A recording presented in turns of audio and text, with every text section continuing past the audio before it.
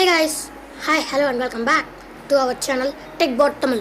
இன்னைக்கு நம்ம என்ன பார்க்க போறோம்னா உங்களோட Redmi Note 4 இல்ல Redmi Note 4 Proல OTG ஒர்க் ஆகலையா?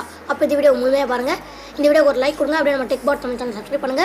சரி வாங்க வீடியோக்குள்ள போலாம். ஃபர்ஸ்ட் உங்களோட Redmi Note 4 Note 4 Proல settings open பண்ணிக்கோங்க. செட்டிங்ஸ் ஓபன் பண்ணனே ஸ்க்ரால் பண்ணி உங்களோட about டிவைஸ்க்கு போய்க்கோங்க.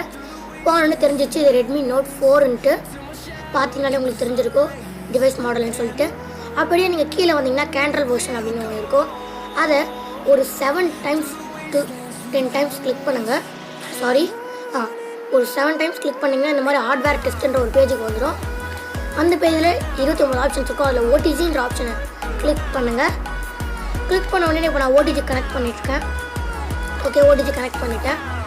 இப்போ பாஸாக ஃபெயிலாக கேட்கும். பாஸ் கொடுத்தீங்கன்னா உங்கள் ஓடிஜி ஒர்க் ஆக ஆரம்பிச்சிடும். அவ்வளோதான். ஹே காய்ஸ், இப்போ உங்கள் Redmi Note 4 இல்லை Note 4 Proல ஓடிஜி போட்டு பாருங்கள். இப்போ இந்த பேஜை சால்வ் பண்ணி அப்படியே எடுத்து விட்ருங்க. இப்போ உங்கள் ஓடிஜி நல்லா ஒர்க் ஆகும். ட்ரை பண்ணி பாருங்கள்.